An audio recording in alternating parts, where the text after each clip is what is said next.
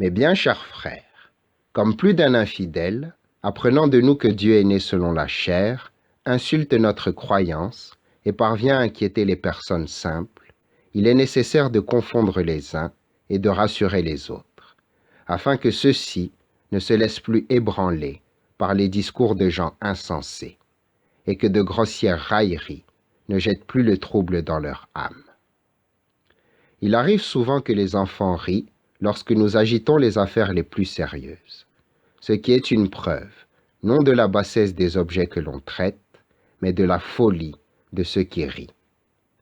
On peut dire des infidèles qu'ils sont plus insensés que des enfants, parce qu'ils décrient et qu'ils rabaissent des objets dignes de notre admiration et propres à inspirer une vénération religieuse, tandis qu'ils en célèbrent d'autres qui ne méritent que du mépris. Cependant, nos mystères, dont ils font le sujet de leur sarcasme amer, conservent toute leur dignité, malgré les plaisanteries par lesquelles ils les attaquent. Et de quel front nous font-ils des reproches? S'il est peu décent que Dieu habite un corps humain, sans doute l'est-il beaucoup moins encore qu'il habite dans la pierre et dans le bois, qui sont bien inférieurs à l'homme. À moins qu'ils ne pensent que notre nature est en dessous de ces êtres morts et insensibles.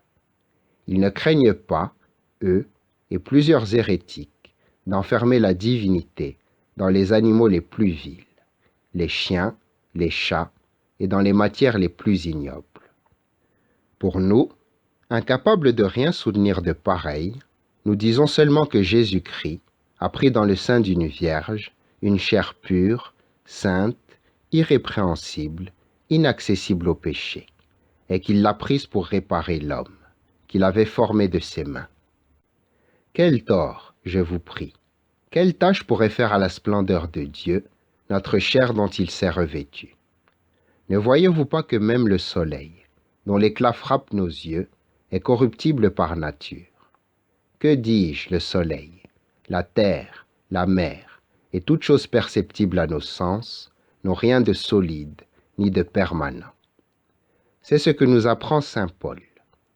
Les créatures sont assujetties à la vanité, et elles ne le sont pas volontairement, mais à cause de celui qui les a assujetties. Et il exprime ce qu'il entend par le mot vanité, quand il ajoute « La créature sera délivrée de cet asservissement à la corruption, pour participer à la liberté de la gloire des enfants de Dieu. » La créature est donc corruptible, puisque la corruption est une condition de sa nature. Si le soleil, corruptible par nature, qui lance de tous côtés ses rayons, communique avec la boue et la fange, sans que cela nuise en rien à sa pureté, si, retirant ses rayons aussi purs qu'ils l'étaient auparavant, il anime de la vertu qui lui est propre, les corps qui les reçoivent, sans participer lui-même en aucune manière à leur impureté. À plus forte raison, le soleil de justice, le souverain maître des puissances incorporelles, en se revêtant de notre chair, loin d'en être souillé, l'a rendue plus pure et plus sainte. Mes bien chers frères, pénétrés de ces idées, et nous rappelant ces paroles de la divine Écriture, j'habiterai et je marcherai parmi eux, et de ces autres, vous êtes le temple de Dieu, et l'Esprit de Dieu habite parmi vous. Opposons-les aux objections des impies, et fermons la bouche à ces hommes imprudents. Réjouissons-nous de notre bonheur, et glorifions Dieu, qui s'est revêtu de notre chair. Rendons-lui grâce de sa condescendance infinie, et témoignons-lui toute la reconnaissance que ses bienfaits nous inspirent.